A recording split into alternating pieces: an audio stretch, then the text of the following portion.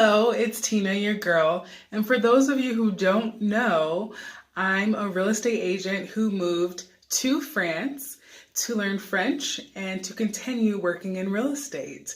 It has been quite a journey. I have been living in France for 10 months now. I cannot believe how fast the time has gone by. If you have seen my videos before, I would love for you to like and subscribe if you'd like to, and definitely share with your friends. And if you are new here, please like, subscribe, and also for anyone who's watching, press that bell so you know when all my videos come out. Today I'm going to be doing just a quick update about my 10 months living in France. I live about 3 hours outside of Paris.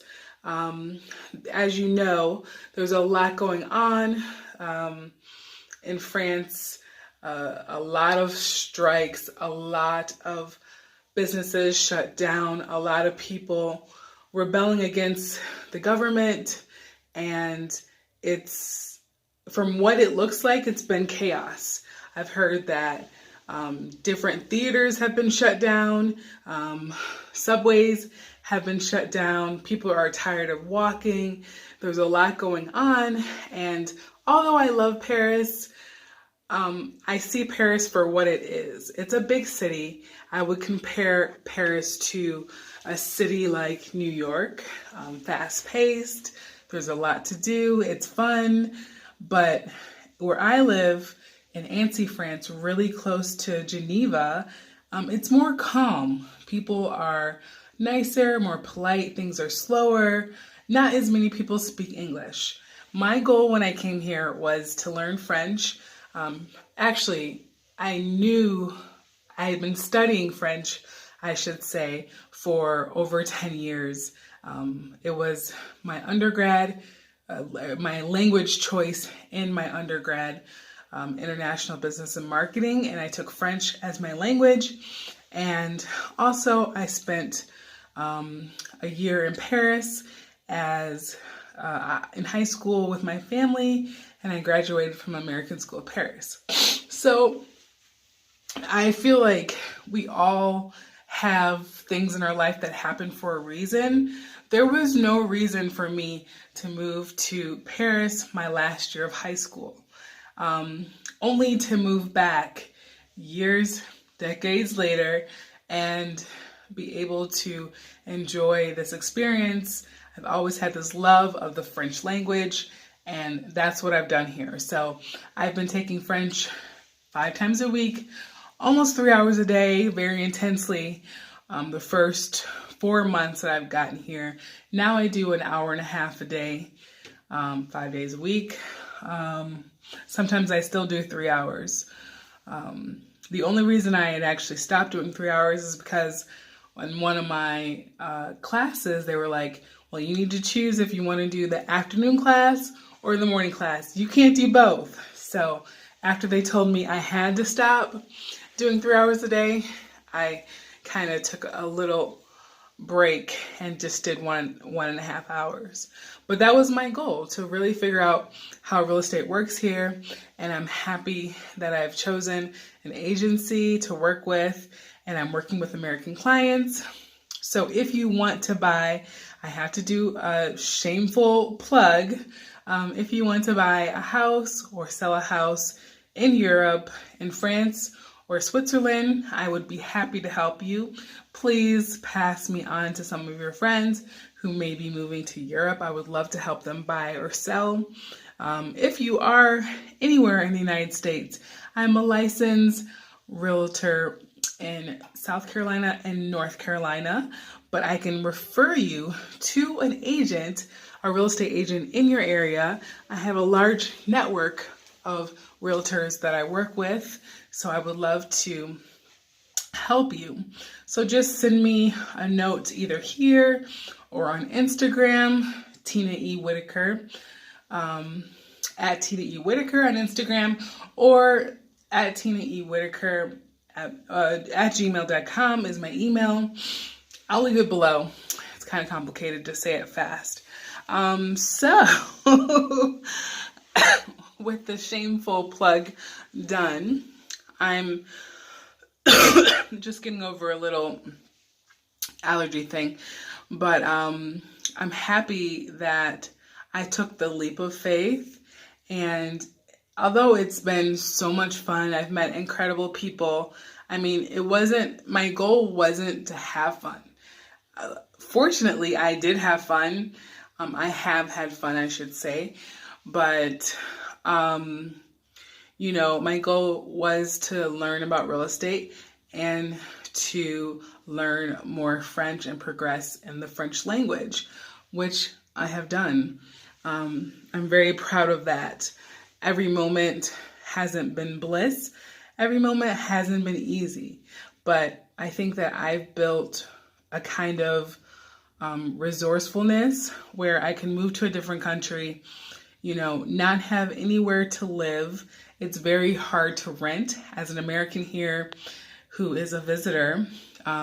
If you're not working with a French company and you don't make 3 times the rent that you are paying, then they will not rent to you. So I had to stay in hotels, which was 3 times more than my rent. And eventually, one of my professors had his apartment that he was renting to a student open up, and it was available for me to rent. So I've been doing that for the last 6 months. And I lived with my professor and his family for about a month, and I lived in hotels for a few more months after that. So it hasn't been easy. I have learned so much about really reducing what I can take on travel. I don't know how much I'm going to be able to take with me on my next journey wherever I go. And maybe I'll stay here, maybe I'll leave. I don't know. I will definitely share with you what's going to happen next after I decide. But I know that I had to let go of a lot of things. You have to let go of how you think things may go. You have to be open. You have to be flexible. I'm not as anxious. I have been anxious about closed spaces and not being able to get out quickly. Once you get trapped in a subway or on a bus or under a tunnel, like all your anxiety, you have to let it go. Like either you have to choose to live your life or you have to let it go. I meditate now. I do not wake up at 6 a.m. as I was doing in America. I mean, everything starts really early in America. I have an easygoing life. That's the kind of life that I wanted to live. I don't want to have a stressful life. I came here to also have a healthier life. So I got a bike. The bike cost me an arm and a leg. But I love my bike. I go grocery shopping on my bike. I handle my groceries on my bike. I go into the city on my bike, or I take the bus. I'm always walking. I feel healthier. I feel I look healthier. It's been a life-changing experience. And frankly, at this time, I don't want to go back to the United States. It's time to renew my visa, and I'm still deciding what I'm going to do. So it's not easy, but I will take some time for myself and decide. I've had some moments of pure bliss, I would say, going out and enjoying the environment, the French people, the French culture. I might have mentioned in one of my other videos, I went to this awesome apéro night. I don't know what it's called or what to compare it to in English, but it's just like concerts, free and free entry, but you had to pay for your food or any drinks that you needed. And it was at a Chateau. I might have mentioned that before, but it was amazing to experience that. And This week I'm actually going to a ski resort. There's going to be a big festive party there. I will definitely do a video or a review about the time that I have there. I would love to share that with you. And coming to a different country with my dog has been amazing. He speaks no French at all. That's my fault for not teaching him French. The first dog I ever had, spoke French and English and sign language. It was a pug. I loved him to death. But my second dog, I didn't teach him French. So I probably need to teach him French, but he's 9 years old now. So I don't know how easy that's going to be. But I just enjoyed really having him here. When I came here, my dog is very anxious and excited. He's very smart, but he has a tendency to jump up on people. So I have a choke chain on him, and for some people that's wrong. For me, I don't want a kid's eyeball to be scratched out or to be sued because my dog jumps up and hurts a child. So I'd rather have it so he knows, because he always jumps up. But I could not leave the choke chain on my dog because French people will hate the choke chain. They will say something like, why do you have that on your dog? What's wrong with him? Why do you have that? It's not safe. They will actually say something. So I had to take it off. And I found out that I don't really need it. There are things I can do to prevent him from jumping up on another person. Sometimes he will still, but it hasn't been an issue. He's a very friendly dog, and he's not aggressive. He's just extra friendly. So, it's a different way of life here. I would say the hardest thing is figuring out the paperwork, all the documentation. It's hard getting my taxes and everything together. When you're overseas, it was difficult.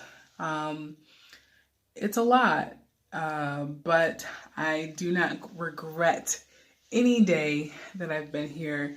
I feel so much stronger that I've taken the leap of faith.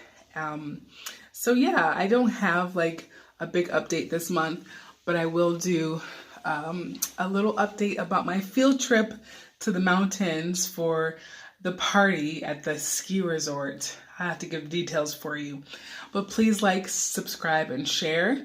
And if any of you have traveled or ever wanted to travel, leave a comment below, share your experiences. I love this travel community that I'm building, and I love to hear other people's stories as well. I'm always here for you if you have any questions. I'm here to answer. I'm here to make videos. Give me some ideas, and I will see you next month. Bisous.